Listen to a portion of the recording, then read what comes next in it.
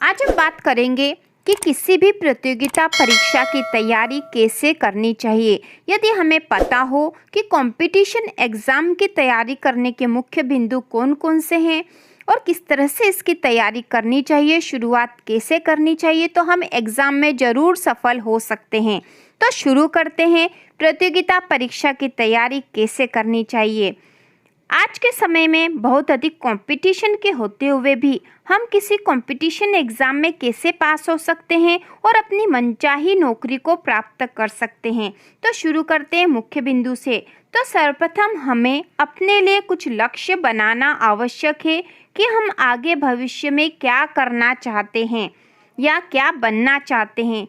फिर उसके लिए हमें कौन सी तैयारी करनी होगी, क्या कोई कोर्स करना होगा या किसी प्रतियोगिता परीक्षा की तैयारी करनी होगी। तो अपने लक्ष्य के अनुसार ही हमें आगे बढ़ना है। एक बार जब लक्ष्य निर्धारित हो जाएगा, जब हम अपने लक्ष्य को निर्धारित कर लेंगे तो उसके अनुसार किसी प्रतियोगिता परीक्षा का चयन कर लेते हैं।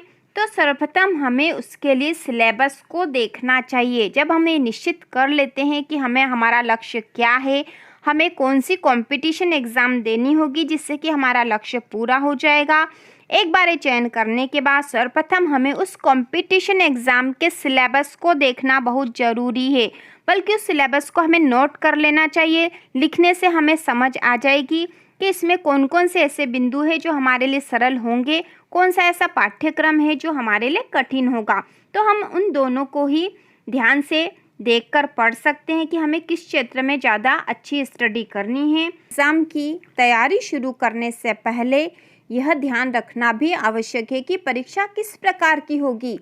क्या वह वैकल्पिक प्रश्नों की परीक्षा होगी, ऑब्जेक्टिव क्वेश्चन होंगे, एमसीक्यूज होंगे या लिखित परीक्षा होगी, क्योंकि फिर हमें उसी प्रकार से तैयारी करनी चाहिए। यदि लिखित परीक्षा होती है तो हमारी लिखने की प्रैक्टिस होनी चाहिए। इसके लिए खुद के नोट्स बनाएं जिससे आपकी लिखने की प्रैक्टिस भी होती रहे। एक बार लक्ष्य बनाने के बाद सतत प्रयास करते रहें। अपना टाइम टेबल बनाएं जिससे समय समय पर आपकी तैयारी पूरी हो जाए। प्रतियोगी परीक्षा की तैयारी का एक मुख्य बिंदु यह भी है कि पिछले वर्षों के प्रश्न पत्र को हल करें।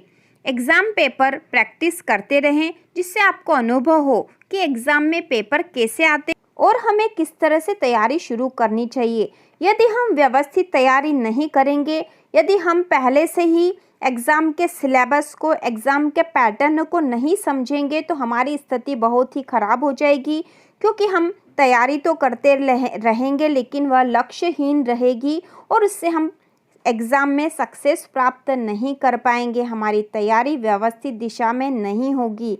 इसके लिए ज़रूरी है कि हम सबसे पहले जो अपना लक्ष्य बना रहे हैं उसके अनुसार अपने जो मुख्य बिंदु है उनको निर्धारित कर ले, अपना पाठ्यक्रम देख ले, एग्ज़ाम का पैटर्न देख ले, एग्ज़ाम के पेपर को, पुराने वर्ष के पेपर को हल करके देख ले। इन सारी चीज़ों के साथ हमें अपने आप में कॉन्फिडेंस भी आ जाएगा कि एग्ज़ाम इस तरह से होती है, हमें इस तरह से तैयारी करनी है। उसके बाद एग्ज़ाम से संबंधित मुख्य पुस्तकों को, कौन कौन सी बुक ज़्यादा महत्वपूर्ण होगी हमारे लिए, जिससे कि हमारा पूरा पाठ्यक्रम कवर हो जाएगा, उसको हमें अच्छे से पढ़ना है, समझना है, उससे हम ज़रूर सफल होंगे। इतना करने के बाद जब हम एग्ज़ाम देंगे तो हमारे जो पूरा कॉन्फिडेंस भी साथ में होगा, हमारी पूरी तैयारी साथ होगी, हमारी जो प्रैक्टिस होगी, हमने टेस्ट पेपर हल कर रखे हैं, पुराने वर्षों के पेपर हल कर रखे हैं, तो हमारी एग्ज़ाम बहुत ही अच्छी होने वाली है और हम अपना मनचाहा पद प्राप्त कर सकते हैं। हमारे सतत प्रयास ही हमारी सफलता का आधार बनते हैं।